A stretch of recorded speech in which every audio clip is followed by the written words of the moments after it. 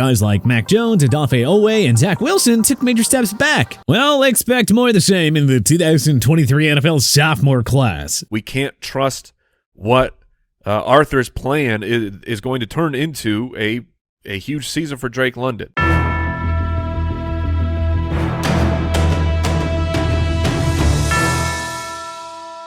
While some second-year players will make the jump to stardom, others will disappoint and/or leave us mystified about what they'll end up becoming. Let's dive into 5 NFL sophomores that'll break out in 2023 and 5 that'll disappoint. Breakout, Kenny Pickett. Though Pickett won 7-12 starts last season, his stat line left a lot to be desired. He had 7 touchdowns against 9 interceptions and averaged just 184.9 passing yards per game for a QB rating of 76.7. But Pickett did show immense improvement over his final 3 games, winning all those starts while throwing 3 TDs against 1 interception. Naturally, he's only going to get better with experience. Pickett is also well-equipped with big-time playmakers. 2-time 1,000-yard rusher Najee Harris, 2 stud wideouts in George Pickens and Deontay Johnson, plus tight end Pat Freiermuth, who had 63 catches for 732 yards and 2 touchdowns in year 2. Pittsburgh's mediocre O-line got a major upgrade with the first-round selection of Georgia tackle Broderick Jones, who didn't allow a single sack and 470 pass-blocking snaps last year per Pro Football Focus. Pickett is also playing under a world-class coaching staff led by future Hall of Famer Mike Tomlin. This team hasn't had a losing season since 2003, and you just know they'll help unlock Pickett's full potential in year 2. Look, the Steelers are a Super Bowl dark horse with that defense and all those scary good offensive weapons.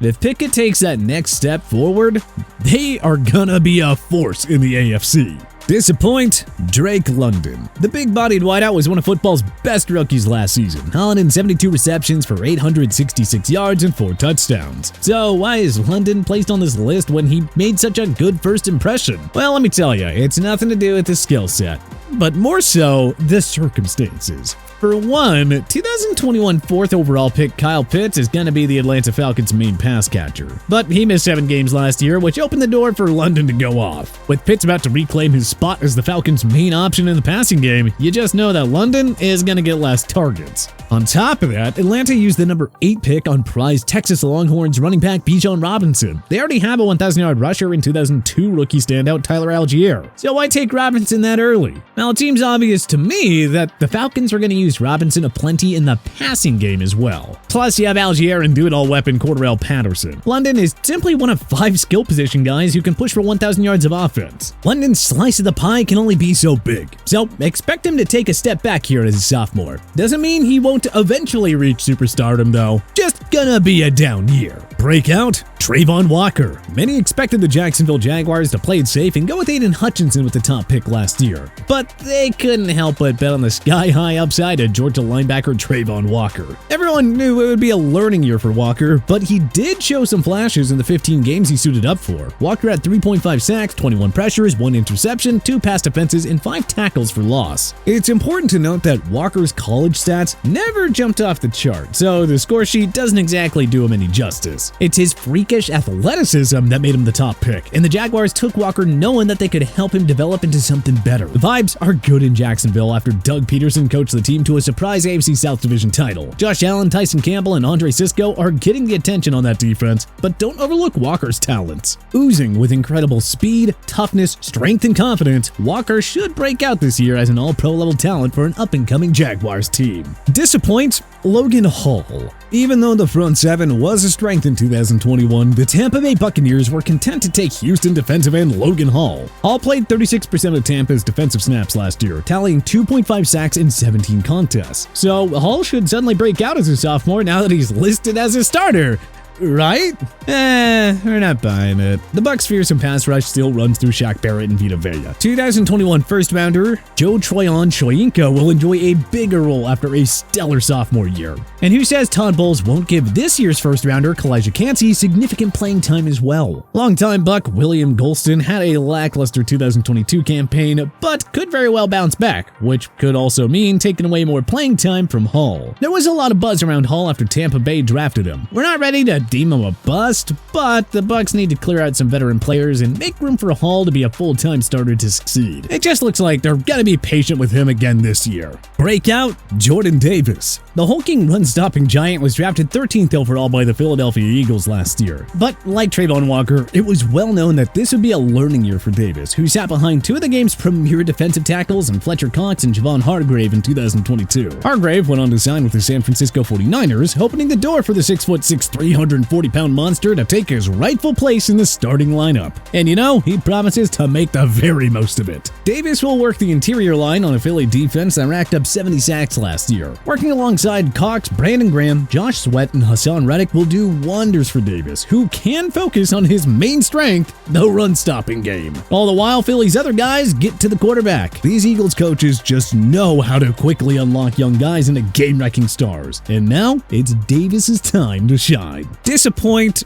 Treylon Burks. Last year, the Tennessee Titans made the odd choice of trading proven star wideout A.J. Brown to the Philadelphia Eagles. To replace Brown's production, the Titans took Arkansas wideout Treylon Burks with the number 18 pick. Now, Burks missed 6 games last season, but he simply wasn't all that productive when he was on the field. 33 catches for 444 yards and only 1 touchdown, and that was with no legitimate game-changing pass catchers for Burks to fight for reps with. Now Burks joins the Titans offense, which added 5-time Pro Bowler DeAndre Hopkins. Hard to imagine Burks outshining D-Hop for the WR1 role. Not to mention, Burks will be catching passes from either injury-prone and fading veteran Ryan Tannehill or unproven rookie Will Levis. Also keeping in mind that the offense will likely continue to run through Derrick Henry, it's just hard to see how Burks will rebound from a tough rookie year. Not saying he won't eventually grow into a star, but 2023 is not going to be the breakout year. Breakout, Christian Watson. Watson missed 3 games last year, but still finished with 7 receiving TDs, tied with Jahan Dotson of the Washington Commanders for first among rookies. The explosive 6'5", 200-pound Watson averaged 14.9 yards per catch, offering glimpses of what's to come in Green Bay. Watson's 611 receiving yards in 14 games don't look great on paper, but don't forget, he had a trio of 100-yard games last year. The big playability is certainly there, and it's going to start coming around in 2023. We know, Aaron Rodgers is no longer here, and his successor, Jordan Love, is unproven with only 1 NFL start to date. But Love doesn't have to be that great when Watson is going to burn opposing defenses for big catches on his own anyway. So we trust the North Dakota State product to stuff the box score anyhow. Disappoint Sam Howell.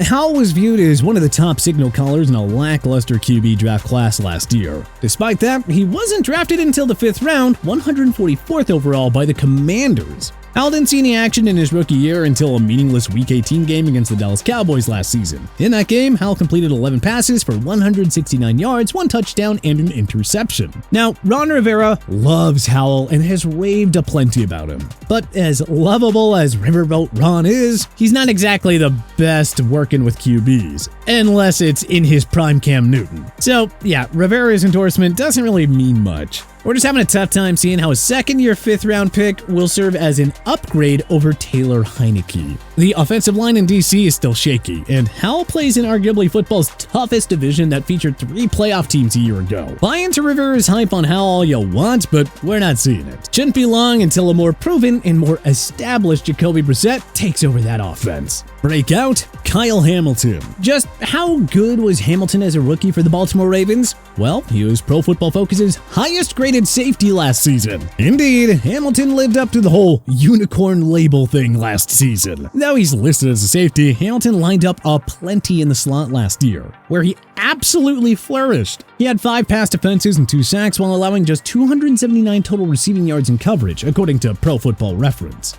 As well, PFF had his run defense for the year down at an impressive 84.8. Hamilton was a lockdown defensive back, a dangerous pass rushing weapon, and a run-stopping force. So yeah, he's only going to elevate his game from here. Just how much? Well, we're excited to find out. Hamilton only started 4 games and saw just 53% of defensive snaps in the contest that he did play last year. Time for John Harbaugh and company to make him a full-time starter and to unleash the beast that is Kyle Hamilton. Disappoint Breece Hall. Hall would have been in contention for Offensive Rookie of the Year honors if he didn't suffer a torn ACL in his 7th game of the year. He had 463 rushing yards, 4 rushing TDs, and 681 yards of offense in those contests. So, if healthy, and that is a big big if, Hall should go off and cement himself as a top-tier running back, right? Well, that time may come down the road, but it's not going to be here in 2023. For one, we don't know how sharp Hall will be and how much playing time he'll actually get.